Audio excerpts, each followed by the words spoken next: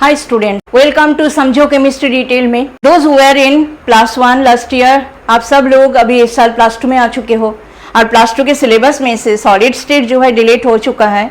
तो first lesson you are studying now is solution. तो आज के वीडियो में सॉल्यूशन चैप्टर में जो बिगिनिंग वाले पार्ट है उसके ऊपर बना रही हूँ। सॉल्यूशन का पहले डेफिनेशन जान लेते हैं। सॉल्यूशन हम किसको बोलते हैं? सॉल्यूशन जो है it is a homogeneous mixture of two or more chemically non reacting components जिनका composition whose composition can be varied within certain limit. दो या दो से ज्यादा कंपोनेंट का होमोजीनियस मिक्सचर होना चाहिए जिनका जो है कंपोजिशन एक सर्टेन लिमिट तक आप वेरी कर सकते हो और ये आपस में केमिकल रिएक्शन नहीं करना चाहिए, तब हम इस होमोजीनियस मिक्सचर को सॉल्यूशन बोलेंगे। सॉल्यूशन का जो सबसे पहला इंपॉर्टेंट चीज है वो है concentration of the solution, means amount of the solute present in the given volume of the solvent और सॉल्यूशन, उसी को हम कॉन्सेंट्रेशन बोलते हैं। तो कॉन्सेंट्रेशन जो है डिफरेंट तरीका से हम कॉन्सेंट्रेशन ऑफ द सॉल्यूशन को एक्सप्रेस कर सकते हैं। तो बोर्ड में मैंने लिख रखा है कि in how many different ways concentration of the solution can be expressed. पहला है परसेंटेज। परसेंटेज में आप कॉन्सेंट्रेशन को एक्सप्रेस कर सकते हो। परसेंटेज में कॉन्सेंट्रेशन को तीन तरीका से हम एक्सप्रेस कर सकते हैं। एक तो है परसेंटेज बाय मास, दूसरा है परसेंटेज बाय वॉल्यूम और तीसरा है मास बाय वॉल्यूम परसेंटेज। ये तीन तरीका से जो है परसेंटेज के थ्रू हम कॉन्सेंट्रेशन ऑफ द सॉल्यूशन को एक्सप्रेस कर सकते हैं। बाकी जो कॉन्सेंट्रेशन के टर्म्स है परसेंटेज के बाद दे विल बी स्ट्रेंथ, जो कि ग्राम पर लीटर में हम एक्सप्रेस करते हैं, मतलब मास of the solute in gram divided by volume of the solution in litre. तो ग्राम पर लीटर में जब कॉन्सेंट्रेशन को एक्सप्रेस करते हैं उसको हम कहते हैं स्ट्रेंथ। उसके बाद है molarity, then normality, then formality, उसके बाद है molality, mole fraction, parts per million, जिसको शॉर्टकट में हम पीपीएम बोलते हैं। तो ये सारे हैं कॉन्सेंट्रेशन को एक्सप्रेस करने का डिफरेंट वेज। तो उसमें सबसे पहले ये जो different ways of expressing concentration है इनको हम दो कैटेगरी में डिवाइड करेंगे। एक तो है टेम्परेचर डिपेंडेंट कॉन्सेंट्रेशन टर्म्स जिसमें वॉल्यूम जरूर इन्वॉल्व है, बिकॉज आपको पता है कि वॉल्यूम एक ऐसा चीज है which is affected by temperature. If the temperature is increase then the volume will increase and then what will happen, the concentration will be affected, concentration will be changed. तो volume जिसमें involve है वो concentration terms को हम बोलेंगे they are the temperature dependent concentration terms. उनके अंदर क्या क्या आ रहा है? उनके अंदर आ रहा है volume percentage. Volume percentage means volume of the component divided by volume of the solution multiplied by 100। तो वॉल्यूम इन्वॉल्व है so it is temperature dependent. Then mass by volume percentage, mass by volume percentage भी किससे affected होगा? Temperature से, because volume है। उसके बाद molarity, molarity में भी वॉल्यूम है और नॉर्मलिटी उसमें भी वॉल्यूम है। उसके बाद पार्ट्स पर मिलियन, जो कि दो तरीका से हम एक्सप्रेस कर सकते हैं, एक तो मास बाय वॉल्यूम और दूसरा है वॉल्यूम बाय वॉल्यूम। तो एक एक करके हम डिस्कस करते हैं। सबसे पहले जो है हम जो है वॉल्यूम परसेंटेज और मास बाय वॉल्यूम परसेंटेज, ये तो बहुत सिंपल है। वॉल्यूम परसेंटेज क्या होगा? Volume of the solute divided by volume of the solution multiplied by 100। Mass by volume percentage क्या होगा?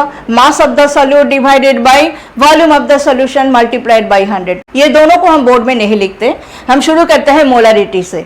Molarity, normality, molality, mole fraction, these are very very important concentration terms. So this is the definition of molarity and this is the mathematical expression of molarity. Definition of molarity ये है कि number of moles of the solute divided by volume of the solution in litre. Number of moles कैसे निकाला जाता है? मास को molar mass से divide करके नंबर ऑफ मोल्स निकाला जाता है। तो मैथमेटिकल एक्सप्रेशन में ये जो W है it will be the mass of the solute और कैपिटल M क्या है? It is the molar mass of the solute. V क्या है? Volume of the solution. तो volume of the solution maximum cases में आपको मिलीलीटर में या तो सीसी में दिया जाता है।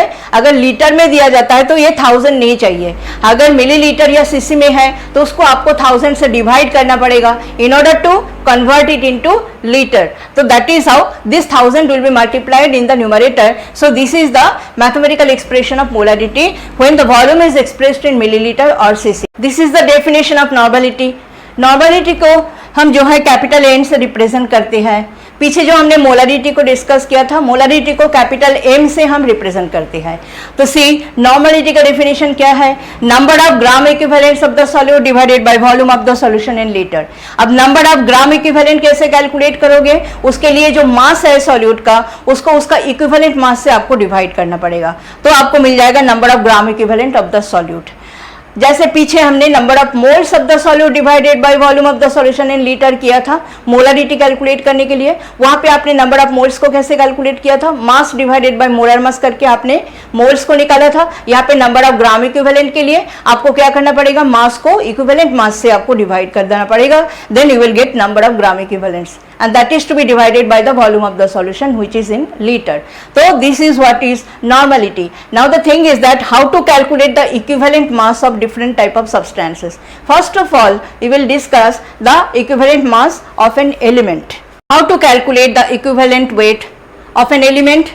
In case of element, what you have to do is divide the atomic mass of the element by its valency. Atomic mass को वैलेंसी से डिवाइड कर दीजिए, इक्विवेलेंट वेट मिल जाएगा। So in case of element it is atomic mass divided by valency. Say for example, you were to calculate the equivalent weight of aluminium. You will know that the atomic mass of aluminium is 27 and aluminium's valency is 3. जो भी compound aluminium का देखो, जैसे aluminium chloride का formula क्या लिखते हो? AlCl3, तो दैट मीन्स एल्यूमिनियम का वैलेंसी 3 है। सो 3 से अगर आप 27 को डिवाइड कर दोगे तो इसका इक्विवेलेंट वेट क्या आ जाएगा? 9 आ जाएगा। दिस इज हाउ एलिमेंट का जो इक्विवेलेंट वेट है वो आपको कैलकुलेट करना है। Next is equivalent weight of N acid and equivalent weight of A base. Equivalent weight of N acid कैसे निकालोगे? उसके लिए एसिड का जो मॉलिक्यूलर मास है उसको आपको एसिड का बेसिसिटी से डिवाइड करना पड़ेगा। एसिड का बेसिसिटी क्या होती है? उसमें एक मॉलिक्यूल एसिड में जितना नंबर में हाइड्रोजन एटम है, एक्वा सॉल्यूशन में एसिड उतना ही नंबर में H+ आयन प्रोड्यूस कर सकती है। और जो बेस है, बेस का होता है एसिडिटी। बेस के केस में फॉर्मूला ऑफ द बेस से आपको पता चल जाएगा कि बेस का एक मॉलिक्यूल में कितना नंबर में OH ग्रुप है, हाइड्रोक्सिल ग्रुप है, तो एक्वा सॉल्यूशन में उतना ही नंबर में OH- प्रोड्यूस करेगा, उसको कहा जाता है उसका acidity. So in case of acid, what is its equivalent weight? Equivalent weight of the acid is molecular mass of the acid divided by basicity, and equivalent weight of the base is what? Molecular mass of the base divided by its acidity. So equivalent weight of acid is equal to molecular mass divided by basicity, and equivalent weight of base is equal to what? Molecular mass divided by acidity. Basicity and acidity क्या है मैंने अभी अभी आपको बता दिया है। Next is equivalent mass of a salt. In case of salt what you have to do is molecular mass of the salt को आपको डिवाइड करना पड़ेगा total positive valency of the metal atom से। वो क्या है? लेट अस सपोज आपका salt है सोडियम सल्फेट Na2SO4, तो Na2SO4 का अगर आपको इक्विवेलेंट वेट फाइंड आउट करना है तो इसका मॉलिक्यूलर मास कैलकुलेट करो, वो तो पता ही है आपको कैसे कैलकुलेट करना है, और उसको आपको डिवाइड करना है total positive valency of the metal atom. आप यहाँ पे देखिए 2 सोडियम एटम है और सोडियम का वैलेंसी 1 है, तो आपको 1 × 2 दैट मीन्स 2 से डिवाइड करने से सोडियम सल्फेट का आपको इक्विवेलेंट वेट मिल जाएगा। So this is how you are to calculate the equivalent mass of a salt. Now it is the equivalent mass of the oxidizing or the reducing agent. In case it is oxidizing agent, then we know oxidizing agents are the substances which accept electrons and reducing agents are the substances which lose electrons. तो आपको क्या करना पड़ेगा? Oxidising या तो reducing agent के case में molecular mass को डिवाइड करना पड़ेगा, जितना नंबर में इलेक्ट्रॉन वो गेन कर रहा है या जितना नंबर में इलेक्ट्रॉन वो लूज कर रहा है, उस नंबर से डिवाइड करोगे तो आपको ऑक्सीडाइजिंग एजेंट या तो रिड्यूसिंग एजेंट का इक्विवेलेंट वेट आपको मिल जाएगा। Now it is relationship between normality and molarity of an acid or a base. Normality of an acid और molarity of an acid, इसमें अगर आपको एक दूसरे को इंटर कन्वर्ट करना है तो ये फॉर्मूला लगाना है आपने। Normality of an acid is equal to molarity into basicity, और normality of a base क्या होगा? Molarity into acidity. बेसिसिटी और एसिडिटी का वैल्यू अगर आपको एसिड बेस के केस में पता है तो आप नॉर्मलिटी को मोलारिटी में या तो मोलारिटी को नॉर्मलिटी में आप इंटर कन्वर्ट कर सकते हो। इसके बाद हम चलेंगे नॉर्मलिटी ऑफ ए सॉल्यूशन। एक सॉल्यूशन है जिसका नॉर्मलिटी और मोलारिटी में आपको रिलेशन देखना है, क्या रिलेशन है। So in case of solution this is the relation between normality and molarity. Normality is equal to molarity into molar mass of the solute divided by equivalent weight of the solute. That means इसको ही कहा जाता है n factor. So normality से molarity में जाने के लिए आपको क्या करना पड़ेगा, मोलारिटी को n फैक्टर से आपको मल्टीप्लाई कर देना है, तो आप जो है नॉर्मलिटी पा सकते हो। Next I am coming to normality equation and molarity equation. Let's suppose आपके पास एक सॉल्यूशन है जिसका वॉल्यूम है V1 और जिसका नॉर्मलिटी है N1। आपने इस सॉल्यूशन को डाइल्यूट किया, कुछ उसमें ऐड कर दिया वाटर, तो उसका वॉल्यूम चेंज हो गया, नॉर्मलिटी भी चेंज हो जाएगा। बिकॉज जैसे वॉल्यूम चेंज हो जाएगा नॉर्मलिटी ऑल्सो विल चेंज। लेकिन नंबर ऑफ ग्राम इक्विवेलेंट तो चेंज नहीं हुआ ना, नंबर ऑफ ग्राम इक्विवेलेंट उतना ही रहा। इसीलिए N1 और V1 का जो प्रोडक्ट होगा that will be equal to N2 into V2। ये दो प्रोडक्ट सेम ही होगा। That is why we write normality equation as N1 into V1 is equal to N2 into V2। So normality equation ये है, this is normality equation and this is molarity equation. Molarity equation में भी उतना ही है। Suppose जो original solution आपके पास है उसका वॉल्यूम V1 है, उसका मोलारिटी M1 है। आपने उस सॉल्यूशन में वाटर ऐड कर दिया, उसका वॉल्यूम चेंज कर दिया, उसका वॉल्यूम इंक्रीज कर दिया। Suppose the new volume is V2 and the new molarity will B M2। Because जैसे आपने वॉल्यूम को चेंज कर दिया मोलारिटी भी चेंज हो जाएगा, लेकिन नंबर ऑफ मोल्स चेंज नहीं हुआ। सॉल्यूट का नंबर ऑफ मोल्स दोनों सॉल्यूशन में सेम ही है, इसीलिए M1 और V1 का प्रोडक्ट जो है that will be equal to the product of M2 into V2। तो this is called molarity equation. उसके बाद हम चलते हैं कि अगर दो सॉल्यूशन का बीच में जो रिएक्शन है, if the reaction between two solutions हम अगर स्टडी करती है in terms of their molarities, in that case हमें जो मोलरिटी इक्वेशन यूज करना होगा वो थोड़ा सा डिफरेंट होगा। वो इक्वेशन लिखते हैं और उसको एक्सप्लेन करते हैं। So I have written here, when the reaction between two solutions is studied in terms of their molarities, then the molarity equation जो यूज होती है वो ये है M1 into V1 by N1 is equal to M2 into V2 by N2। ये आपको practical में काम में लगेगा। प्रैक्टिकल जब आप लैब में करोगे टाइट्रेशन, वॉल्यूमेट्रिक टाइट्रेशन, जिसमें आपको पोटेशियम परमैंगनेट वर्सेस मोर सॉल्ट टाइट्रेशन करना पड़ेगा, या तो potassium permanganate versus oxalic acid आपको टाइट्रेशन करना पड़ेगा। इन दैट केस किसी एक का जो कॉन्सेंट्रेशन है वो आपको नोन होगा। जैसे कि सपोज आप टाइट्रेशन कर रहे हो पोटेशियम परमैंगनेट वर्सेस मोर सॉल्ट, तो मोर सॉल्ट जनरली वो पहले से बना के रखा जाता है एक गिवन स्ट्रेंथ का, एक नोन स्ट्रेंथ का। मोर सॉल्ट का जो सॉल्यूशन आप बनाओगे, एक बार सॉल्यूशन बनाने से उसका कॉम्पोजिशन चेंज नहीं होता, वो स्टेबल होते हैं। एक नॉन स्ट्रेंथ का उसका सॉल्यूशन हम पहले से बना के रखते हैं। लेटर सपोज मोर सॉल्ट का जो सॉल्यूशन हमने बना के रखा है उसका मोलरिटी है M/20, दैट मीन्स 0.05 मोलर। तो मोर सॉल्ट एक प्राइमरी स्टैंडर्ड सब्सटेंस है, इसका कंपोजिशन टाइम के साथ चेंज नहीं होता, वो स्टेबल होती है, इसलिए उसका सॉल्यूशन हम बना लेते हैं एक नॉन स्ट्रेंथ का। और KMnO4 एक सेकेंडरी स्टैंडर्ड सब्सटेंस है, ये जो है टाइम के साथ डिकम्पोज करता है, MnO2 में कन्वर्ट हो जाता है।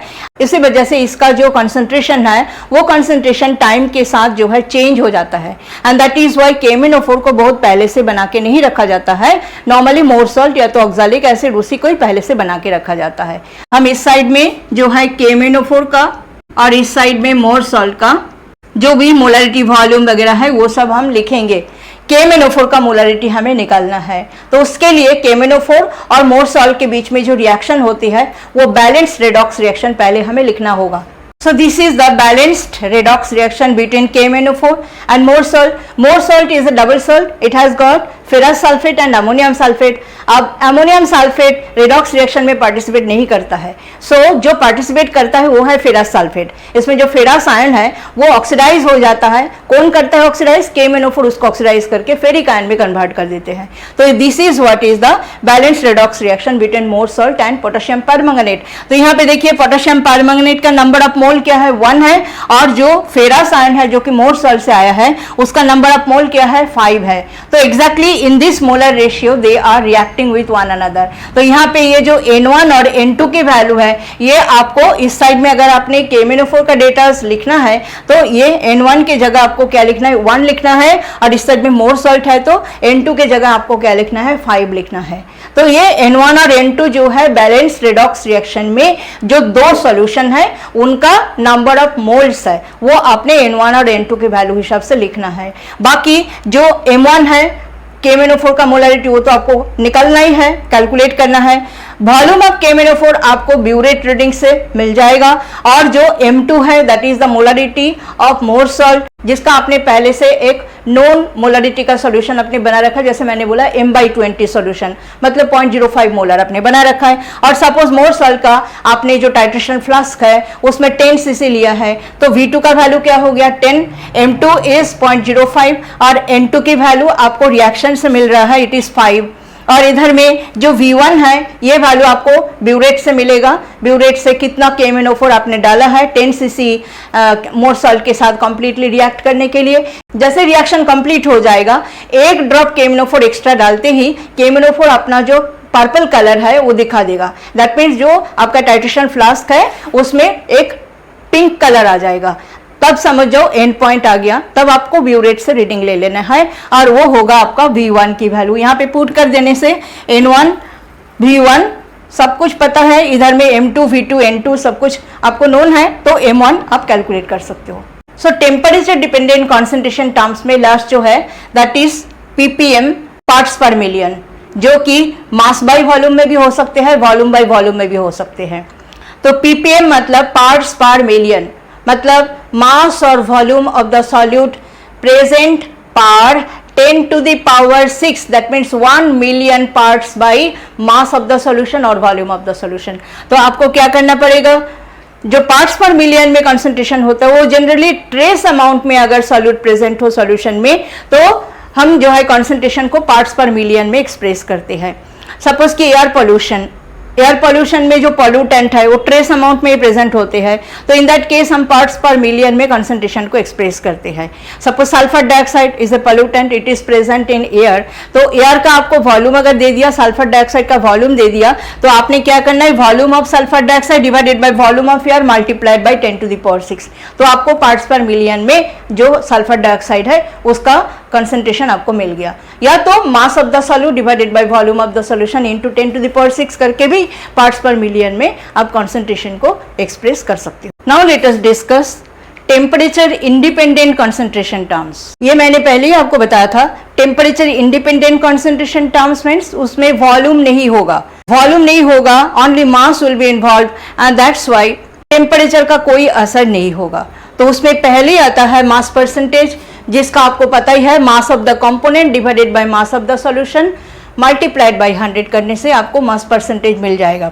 One more important thing I want to tell you here कि ये जो टेम्परेचर डिपेंडेंट कंसंट्रेशन टर्म और टेम्परेचर इंडिपेंडेंट कंसंट्रेशन टर्म्स, इन दोनों को अगर एक दूसरे में इंटरकन्वर्ट करना चाहते हो तो जो फैक्टर बीच में आएगा वो होगा density.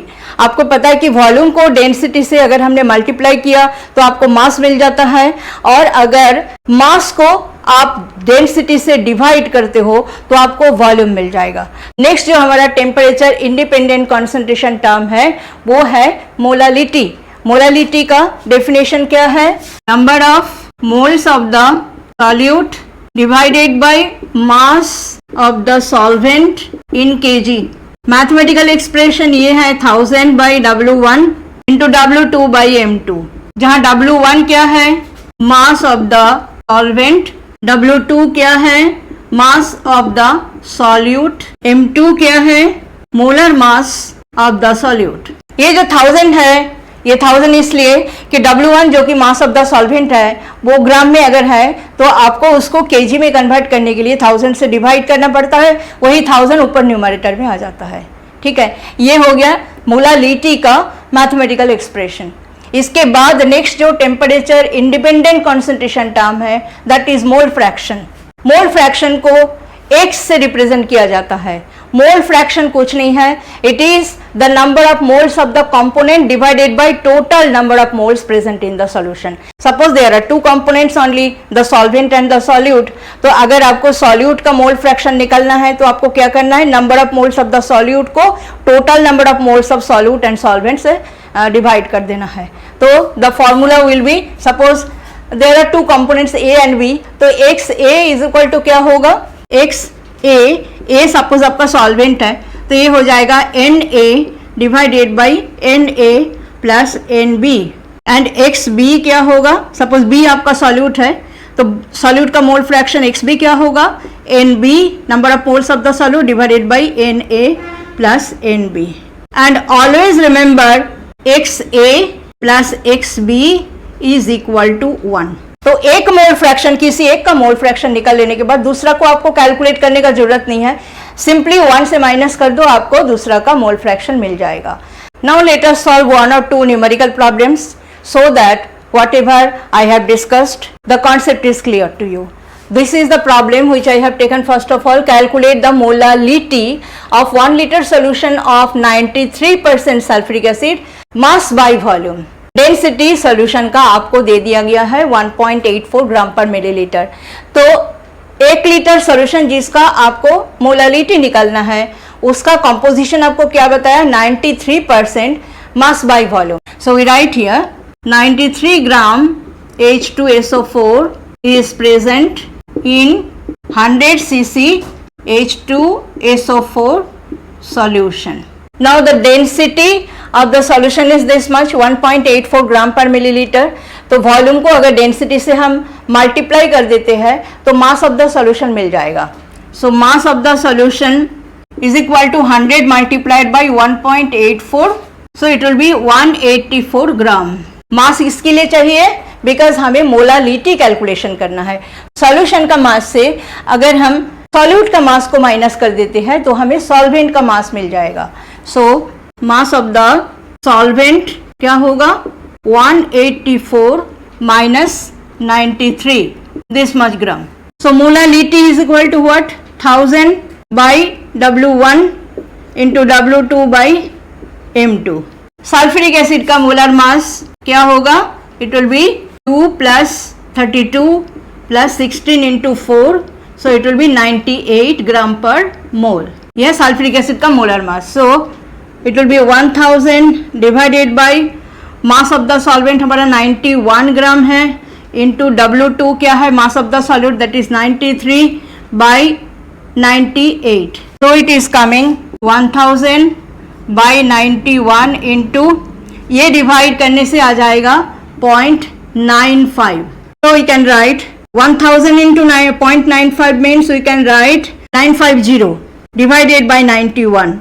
This will come 10.43 approximately. So this much molar होगा solution. So answer आपका हो गया 10.43 molar. Let us solve this problem. This problem says a 10 cc sample of human urine was found to have 5 milligram of urea. On analysis, calculate the molarity of the solution. तो यहाँ पे urea है, urea का formula जो है NH2CO NH2 होता है। तो इसका मोलर मास क्या होगा, इसका मोलर मास आता है 60। अगर आप ये सारा ऐड कर दो, नाइट्रोजन, हाइड्रोजन, कार्बन, ऑक्सीजन सबका एटॉमिक मासेस ऐड करो तो 60 ग्राम पर मोल यूरिया का मोलर मास होता है।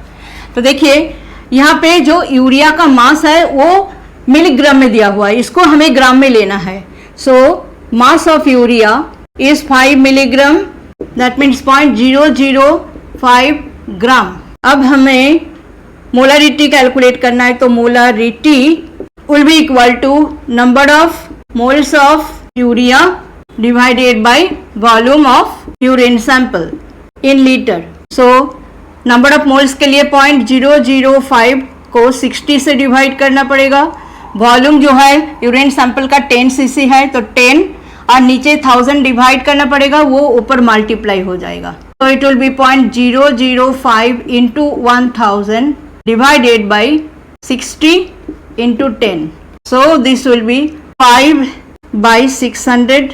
So the answer is approximately 0.0083 molar. So this is your answer. So दो न्यूमेरिकल प्रॉब्लम हमने किया ताकि आपका कंसेप्ट जो है थोड़ा सा क्लियर हो जाए. इसके आगे जो टॉपिक्स है उनके ऊपर हम वीडियो बनाएंगे. I hope you have learned all the concentration terms and whatever points I have discussed with you in this video, and if you think that my videos are useful for you, then you please, it is a humble request to you, please subscribe the channel Samjho Chemistry Detail में. Its link will be given in the description box. Please subscribe the channel so that I get motivated for making more and more useful videos for you. Thank you for watching the video.